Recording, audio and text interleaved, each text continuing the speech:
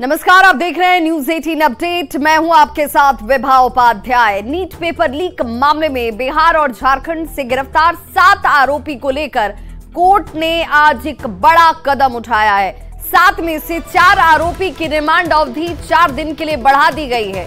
पटना में CBI court में पेशी के लिए इन सभी को लाया गया था। आरोपियों में ओएसएस स्कूल के प्रिंसिपल एहसानुल हक, वाइस प्रिंसिपल इम्तियाज, जमालुद्दीन, चिंटू, मुकेश, मनीष प्रकाश और आशुतोष शामिल हैं। इनमें से 4 आरोपी चिंटू, एहसानुल हक, इम्तियाज और जमालुद्दीन की रिमांड की अवधि को बढ़ा दिया गया है, जबकि 3 आरोपी जिनमें मुकेश, मनीष प्रकाश और आशुतोष की रिमांड अवधि खत्म होने पर इन तीनों को एक बार फिर से न्यायिक हिरासत में भेज दिया गया। बुधवार को सीबीआई की टीम ने धनबाद से जिस अमन सिंह को गिरफ्तार किया था उसे भी आज कोर्ट में पेश किया गया और सीबीआई की ओर से अमन सिंह की रिमांड को लेकर भी आवेदन दिया गया था। कोर्ट ने अमन को भी 4 दिन की रिमांड पर सीबीआई को सौंपने की मंजूरी दे दी है।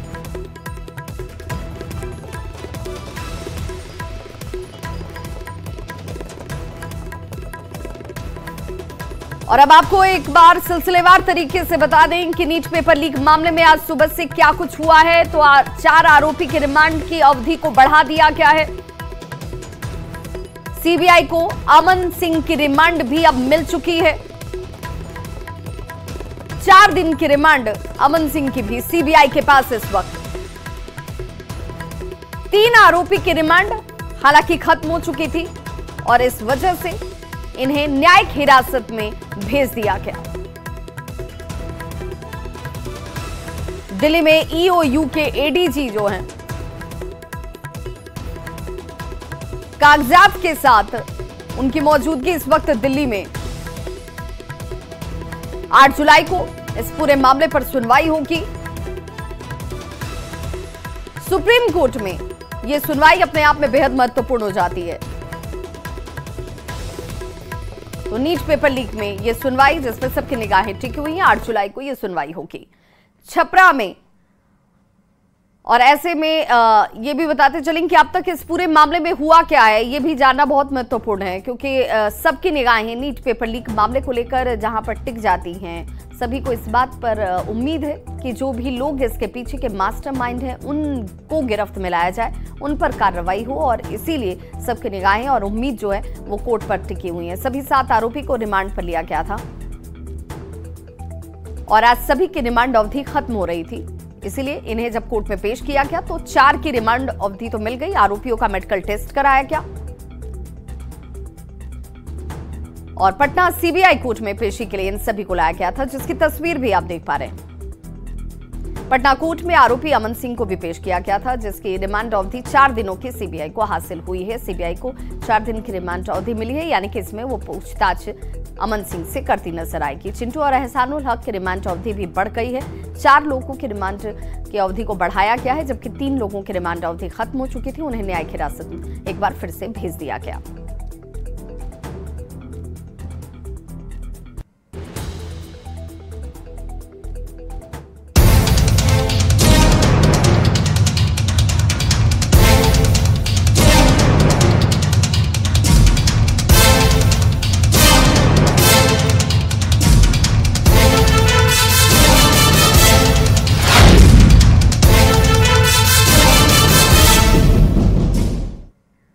और अब बात बिहार में बार बार लगातार टूटते पुल की। जी हां, छपरा में 24 घंटे में तीसरा पुल टूट गया।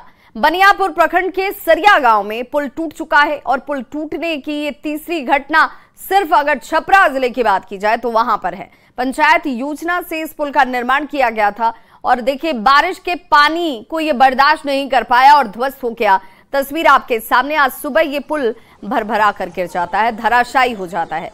आपको बता दें कि छपार में लहलादपुर में जनता बाजार थाना, छपरा का जो ये इलाका है वो लहलादपुर का, और जनता बाजार थाना इलाके में 2 पुल टूटकर धराशायी हो चुके थे। जिले में लगातार पुलों का टूटना कई सवालों को भी खड़ा कर रहा है। लोग ये पूछ रहे हैं कि भाई क्या ये भ्रष्टाचार की भेंट चढ़ रहे हैं, लापरवाही की भेंट चढ़ रहे हैं, यहाँ पर रख रखाव नहीं है, इस वजह से ये टूट रहा है। आखिर वजह क्या है? सारण में लगातार बारिश हो रही है और बारिश में पुलों का गिरना चिंता का सबब बना हुआ है।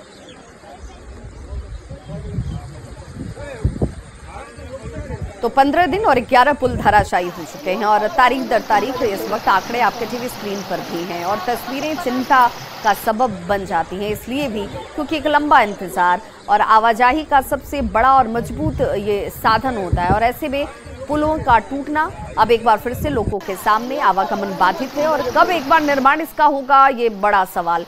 पुल टूटने की 5 तस्वीरों के जरिए आप समझ सकते हैं कि क्यों बार बार ये कहा जा रहा है कि आखिर बिहार में ये बार बार पुल क्यों टूट जा रहा है। पहली तस्वीर देख लीजिए जहां पर कैसे पहली बरसात की ये बारिश और उस बारिश में ही पुल जो है वो टूटकर जाकर पानी में विलीन हो गए। छपरा की ये तस्वीर, दूसरी तस्वीर भी देखिए, यहाँ पर भी कमोबेश एक ही जैसी स्थिति, जिला बदल गया। सिवान जिले की ये तस्वीर आपको हम दिखा रहे हैं। वहीं तीसरी तस्वीर अररिया की है, यहाँ पर ये 25 लाख की लागत से निर्माण किया गया था पुल का और इसी का 3 पिलर जो है वो ध्वस्त हो जाता है और पुल उसके बाद नदी में चली जाती है। चौथी तस्वीर आप देखिए किशनगंज जिले की है, जहां पर अचानक से बीच से ही ये पुल जो है वो टूट जाता है और बताया जा रहा है कि कटाव की वजह से ये स्थिति बनी। 5वीं तस्वीर जो आप देख रहे हैं, जहां पर मोतिहारी में लोग एक बार फिर से अब मांग कर रहे हैं कि भाई एक तो हम लंबा इंतजार करते हैं कि पुल का निर्माण होगा, हमारे लिए यातायात सुगम हो पाएगी, लेकिन ऐसा होता नहीं है और जो निर्माण भी हो रहा है वो भी किस स्तर का निर्माण हो रहा है,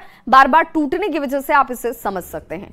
बिहार में आए दिन पुल गिरने का मामला सामने आ रहा है और अब ये मामला जो है वो सुप्रीम कोर्ट तक जा पहुंचा है। सुप्रीम कोर्ट में एक जनहित याचिका दायर की गई जिसमें बिहार सरकार को निर्देश देने की मांग की गई है। याचिकाकर्ता ने बिहार में मौजूदा सभी पुलिये जितने भी निर्माणाधीन पुल हैं उनका ऑडिट कराने का अनुरोध किया है। अनुरोध के पीछे की वजह आप इन तस्वीरों को देखकर लगा सकते हैं। ये इसलिए भी कि भाई आखिर ये हालात क्यों हैं और अगर ये जर्जर स्थिति में है या इन्हें मरम्मती की जरूरत है तो वक्त रहते किया जाए ताकि इसे कम खर्च में एक बार फिर से मजबूत किया जा सके और लोगों के लिए यहाँ पर परेशानी का ये सबब न बने।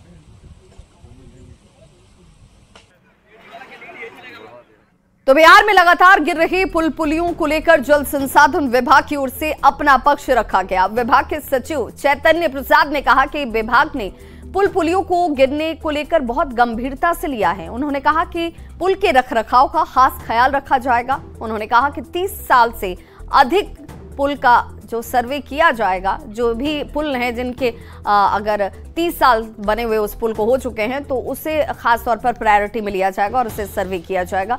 जरूरत अगर पड़ी तो उसके अनुसार फैसला भी होगा। उन्होंने कहा कि उड़ाही के दौरान अनियमितता बरती गई जिससे ये पुल गिर रहे हैं। उन्होंने नए पुल बनाने का खर्च नाली उड़ाही करने वाले ठेकेदार से करने का फैसला किए जाने की जानकारी भी दी। इन पुलियों के क्षतिग्रस्त होने के मामले को गंभीरता से लिया गया है तथा इसकी जांच का आदेश उड़नदस्ता संगठन को दिया गया है। उड़नदस्ता दल स्थल पर पहुंच गई है और उनके द्वारा जांच की जा रही है। कार्यान्वयन से संबंधित दोषी अभियंताओं को चिन्हित कर एवं संवेदक के विरुद्ध कड़ी कार्रवाई की जाएगी। छाड़ी नदी पर आवागमन सुनिश्चित करने हेतु नए पुलों के निर्माण कार्य की स्वीकृति युद्ध स्तर पर 1 सप्ताह के अंदर प्रदान किया जाएगा। इन पुलों के निर्माण पर होने वाले व्यय की वसूली संवेदक से ही की जाएगी और उसी के माध्यम से ये पुलों का निर्माण किया जाएगा। यानी अभियंता जो दोषी पाए जाते हैं उन पर भी कार्रवाई की जाएगी और संवेदक से वसूली कर इन जो पुल टूटे हैं उनका निर्माण भी किया जाएगा। ये सारे पुल करीब 30 वर्ष या अधिक पुराने थे, ईंट के थे और नई उड़ाही के क्रम में ऐसा प्रतीत होता है चूंकि समीप के पियर एवं एबटमेंट के समीप भी उड़ाही की गई तो पियर एवं एबटमेंट का फाउंडेशन भी वीक हुआ। पूर्व से भी फाउंडेशन कुछ वीक थे जिसके कारण ये गिरे, लेकिन हमारे अभियंताओं को पुनः फिर भी ख्याल रखना चाहिए था और पुराने पुल पर भी एहतियात बरतनी चाहिए थी। हमारे हिसाब से वो पूरी तरह से नहीं बरती गई। तो देखिए, बिहार में पुल तो ऐसे गिर रहे हैं जैसे पेड़ से पके हुए आम गिर रहे हों। मौसम गर्मी और बरसात का है और फिर बिहार में एक ही सीजन में पुल गिरने का रिकॉर्ड जैसे एक बार बन चुका है। पिछले 17 दिन में अब तक 12 पुल गिर चुके हैं, ध्वस्त हो चुके हैं। नजर डालिए उन तारीख और जगहों पर जहां पर पुल ताश के पत्तों की तरह बिखर रहे हैं।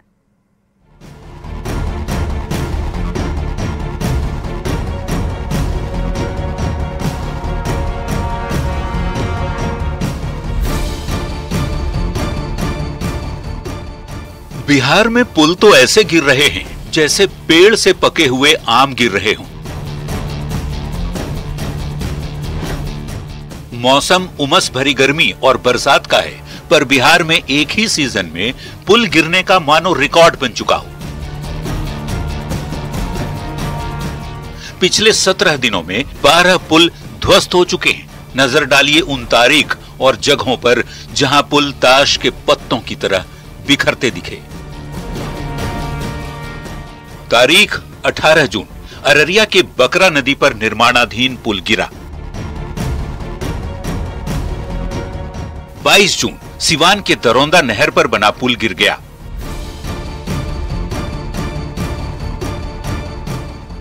तारीख 23 जून, मोतिहारी के घोड़ा सहन में निर्माणाधीन पुल गिरा। तारीख 26 जून, किशनगंज के मरिया नदी पर बना पुल धंस गया। 28 जून, मधुबनी में निर्माणाधीन पुल का गर्डर गिरा। 30 जून, किशनगंज के पथरिया में बना हुआ पुल धंस गया। 3 जुलाई, छपरा के जनता बाजार में बना पुल ध्वस्त हो गया। 3 जुलाई को ही छपरा के दानदासपुर में बना पुल गिर गया। 3 जुलाई को सिवान के महाराजगंज में भी बना हुआ पुल गिर गया। 3 जुलाई को ही सिवान के सिकंदरापुर में बना पुल गिरा। उसी दिन यानी 3 जुलाई को ही सिवान के टेघरा में भी बना हुआ पुल गिर गया। जबकि अगले दिन यानी 4 जुलाई को छपरा के बनियापुर में पुल टूट गया। Bureau report, news 18। Deputy CM और प्रदेश बीजेपी प्रदेश अध्यक्ष सम्राट चौधरी पगड़ी उतारने के बाद पटना पहुंचे। पटना पहुंचने पर बीजेपी महिला मोर्चा के नेताओं ने उनका जोरदार स्वागत किया। स्वागत कार्यक्रम के बाद सम्राट चौधरी ने पुल ध्वस्त होने पर कहा कि दोषियों पर कार्रवाई की जाएगी। सारे चीजों पर माननीय मुख्यमंत्री नीतीश कुमार जी ने कल ही समीक्षा किया है और सख्त कार्रवाई का आदेश भी दिया है। जहां मेंटेनेंस पॉलिसी नहीं है उसको मेंटेनेंस पॉलिसी के अंतर्गत लाने के लिए निर्देश किया है और जो इसमें संलिप्त होंगे जो पदाधिकारी उनके खिलाफ कार्रवाई। तो बिहार में लगातार गिर रहे पुल पर मंत्री अशोक चौधरी का बयान भी सामने आया। उन्होंने कहा कि पुलों के मेंटेनेंस की पॉलिसी लाने के लिए मुख्यमंत्री नीतीश कुमार ने कहा है नए और पुराने पुल की स्थिति क्या है, मेंटेनेंस की स्थिति कैसी है, सभी मामलों पर सीएम ने निर्देश दिए हैं। मुख्यमंत्री सेतु योजना 2016 में बंद हो गई थी, उससे फिर से शुरू करने की प्लानिंग भी की जा रही है। अशोक चौधरी ने एक बार फिर इसके लिए आरजेडी को जिम्मेदार ठहराया। अशोक चौधरी ने कहा कि ये विभाग आरजेडी के पास था, तेजस्वी यादव इसके मंत्री थे। पुल के मेंटेनेंस की पॉलिसी लाने के लिए माननीय नेता ने कहा है कि जो पुल एमपी लेड के भी हैं, जो पुल डिफरेंट हैं, उसके लिए और पथ निर्माण विभाग के माननीय जो प्रधान एसीएस हैं ग्रामीण कार्य के, पथ निर्माण के चीफ सेक्रेटरी को, सब लोगों को बुला करके माननीय नेता ने कहा है कि पुल के मेंटेनेंस की पॉलिसी लाया जाए और पुल का रेगुलर मेंटेनेंस किया जाए। मुख्यमंत्री सेतु योजना जो थी वो हम लोगों ने 2016 से बंद कर दिया था, उस फिर से फेज 2 को शुरू करने पर भी विचार विमर्श चल रहा है। हम समझते हैं बहुत जल्दी इस पर निर्णय होगा। जो ठेकेदार अब ऐसा है कि ये 1.5 साल ये विभाग आरजेडी के पास था और माननीय तेजस्वी यादव जी इसके मंत्री थे, तो मोरल रिस्पॉन्सिबिलिटी उनकी है ना। तो बिहार में लगातार पुल गिर रहे हैं और ऐसे में श्रम संसाधन मंत्री संतोष सिंह ने कहा कि जो भी पुल गिर रहे हैं उसके डिजाइन में गड़बड़ी लग रही है, उसकी जांच कराई जा रही है और जो भी दोषी पाए जाएंगे उन पर कार्रवाई अवश्य होगी। उन्होंने विपक्ष पर तंज भी कसा और कहा कि तेजस्वी यादव के पास बोलने के लिए कुछ रह नहीं गया है। को याद भी रखना चाहिए अपने पूर्व के कालों का, पूर्व के समय का, उस सरकार में कितनी काम हुआ था, उस सरकार में कितना काम हुआ था, ये पुल कब का बना हुआ है। कुछ तो पुल उनके माँ बाप दादा के पिताजी के कार्यकाल में बना है, तो उस पर जाँच चल रही है और विपक्ष के पास कोई मुद्दा है नहीं। पुल गिरता बोलेगा, किसी को बुखार आ जाएगा तो कहेंगे क्यों बुखार आ गया, हम में रहते तो बुखार नहीं आता। ये एक कोई इशू नहीं बचा है, इसलिए ऐसे लोग बोल रहे हैं। तो बिहार में कहीं पुल गिर रहे हैं तो कहीं लोग पुल बनने का इंतजार कर रहे हैं। मुजफ्फरपुर जिले में औराई प्रखंड का बभनगामा गांव बागमती और लखनदेई नदी से घिरा हुआ है। यहाँ के लोगों के लिए गांव में जाने का कोई साधन नहीं है। लोग बागमती नदी पर पुल बनने का इंतजार कर रहे हैं। किसी तरह कोई व्यवस्था नहीं होने की वजह से देखिए कैसे लोग जान जोखिम में डालकर चचरी पुल के जरिए आवागमन करने को विवश हैं। इस खबर पर ज्यादा जानकारी दे रहे हैं मुजफ्फरपुर से न्यूज़ 18 संवाददाता प्रियांक सौरभ। बिहार में जहां लगातार पुल गिरने का सिलसिला जारी है, वहीं कई ऐसे भी इलाके हैं जहां आज भी लोग पुल के इंतजार में हैं। बाढ़ का मौसम आ चुका है। बिहार के औराई, मुजफ्फरपुर के औराई इलाके में है और आप देखेंगे ये बभनगामा है जहां पर चचरी पुल के सहारे लोग आ रहे हैं। यहाँ के स्थानीय लोग से भी हम बात करेंगे। कौन सा जगह है ये बभनगामा बोलते हैं। चचरी पुल से आ रहे हैं। बागमती नदी में जलस्तर भी बढ़ने लगा है, डर नहीं लग रहा? सर क्या बताया, ये तो हम लोग बहुत दिनों से, बचपन से यही हाल देख रहे हैं। यही एकमात्र सहारा है, यही एक सहारा है। इस वक्त मेरी उम्र 35 साल है। 35 साल हमारे बाप दादा भी ऐसे ही देखते हैं, ऐसे ही देखते हैं, ऐसे ही देखते हैं। मतलब अब तक, मतलब जहाँ तक 70 साल से ऊपर होगी आजादी को, इस गांव का यही हाल है। कुछ नहीं, नेता लोग आते हैं इलेक्शन के टाइम में, हाथ पांव जोड़ लेते हैं, वोट लेके चले जाते हैं। नाव के लिए कोई साधन नहीं है, हमेशा नाव चाहिए। जलस्तर बढ़ता है, अभी बढ़ा हुआ था, ये डूबने वाला था। तो अभी अगर ये डूबा नहीं तब हम लोग जा रहे, नहीं तो अभी ऐसा था कि चचरी उखड़ जाता, हम लोग को जाना आना सब बंद हो जाता। तो तमाम लोग जो है यहाँ स्थानीय, वह इस बात को लेकर परेशान हैं और कह रहे हैं कि नेता तो आते हैं और अपनी बात कहते हैं, लेकिन आज तक पुल का निर्माण जो है वह यहाँ पर नहीं हो सका है। मुजफ्फरपुर से न्यूज़ 18 के लिए प्रियांक सौरभ।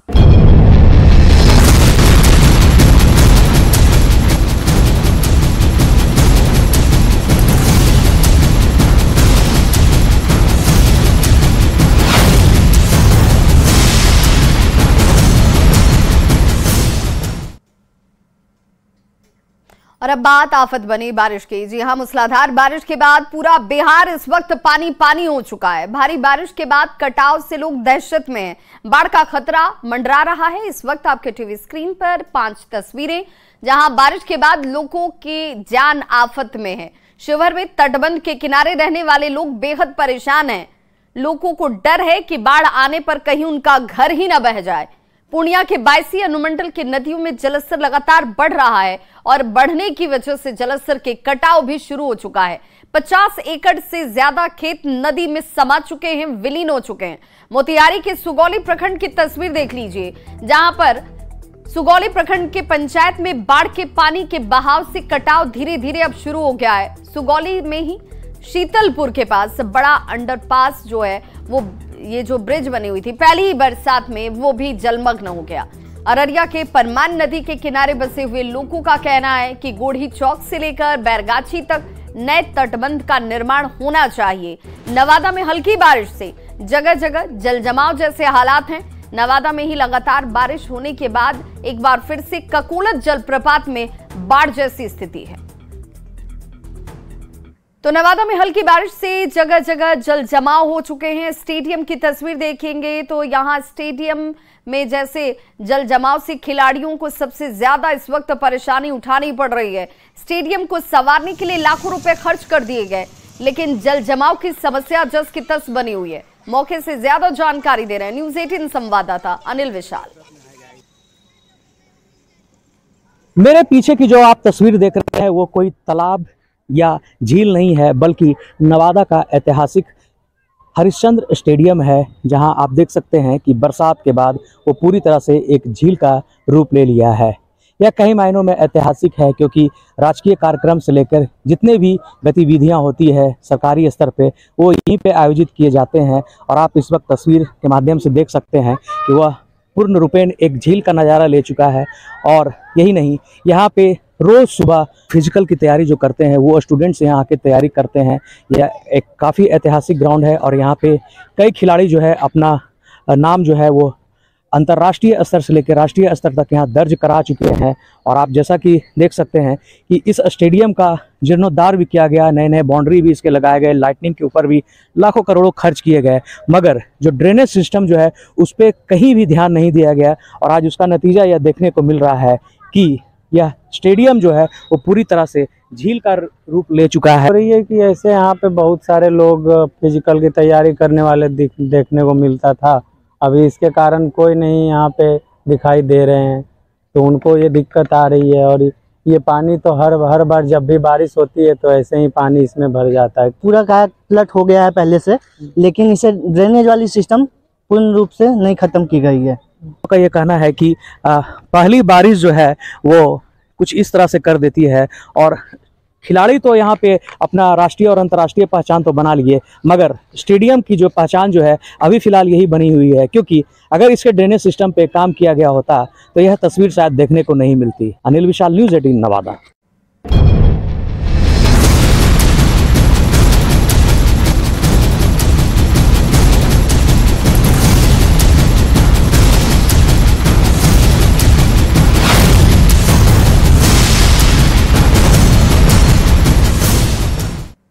तो इस बुलेटिन में बस इतना ही, लेकिन न्यूज़ 18 बिहार झारखंड पर खबरों का सिलसिला लगातार जारी है।